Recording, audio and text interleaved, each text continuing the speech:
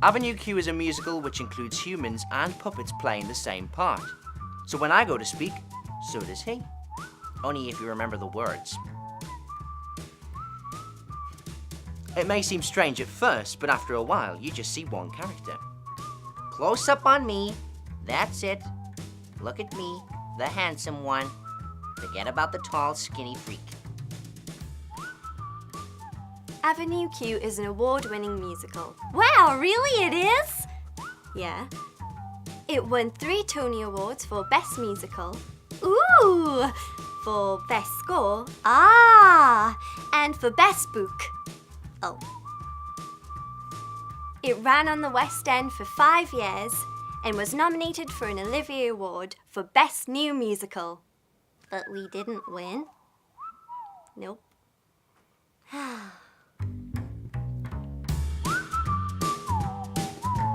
Hello. Let's introduce you to the residents of this unique and totally un-PC street. First off, there's Princeton. He's fresh out of college and looking to make a star in the big wide world. But what he's gonna do, well, he hasn't quite figured that out yet. And here's Kate Munster. She's a hopeless romantic with a gigantic heart.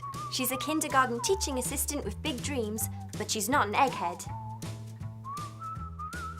One of our more unique neighbours is Trekkie Monster. He spends his time surfing the net, and he's not there for shopping.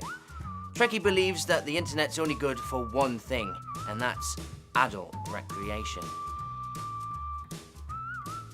Another colourful character is Lucy the Good Time Girl.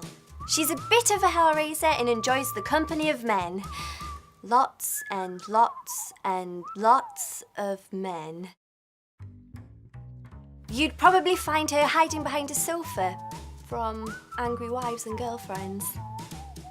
Meet the Bad Idea Bears. They're mischievous and full of chaos. Whatever you do, don't listen to them. Really don't. Here's Nicky. He's unemployed, he likes to sleep late, doss around, and scrounge off Rod.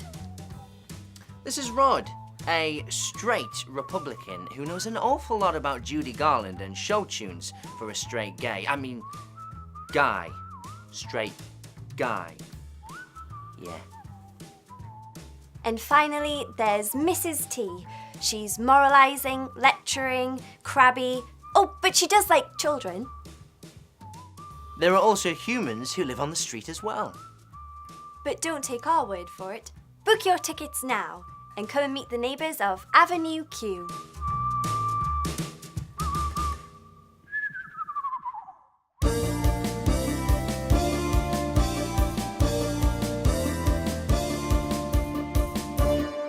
Here's what the press had to say about Avenue Q when it first hit the West End. X-rated Sesame Street with a hint of Friends. Emma. Thanks, Mark. It's brash, vulgar, puerile, sometimes downright obscene, and I loved every minute of it. A musical for the iPod generation. Cross Sesame Street with The Muppet Show, give it an X rating and slap on a government health warning that too much laughter can make your sides ache, and you've got Avenue Q. Q stands for, quite simply, the best show in town. Back to you, Emma. Thanks, Mark. Absolutely brilliant. We nearly died laughing. The most lovable musical in the West End. Monstrously good. Leave your dignity at the door, check your political correctness in at the cloakroom, and prepare to laugh your socks off. This just in, wonderfully written, the story is engaging, and some of the songs are pant-wettingly funny. I'm glad I wasn't sitting next to them. Me too, Mark. A hip-happening adult puppet musical with a difference. Back to you, Mark. Thanks, Emma. And those were the Q reviews.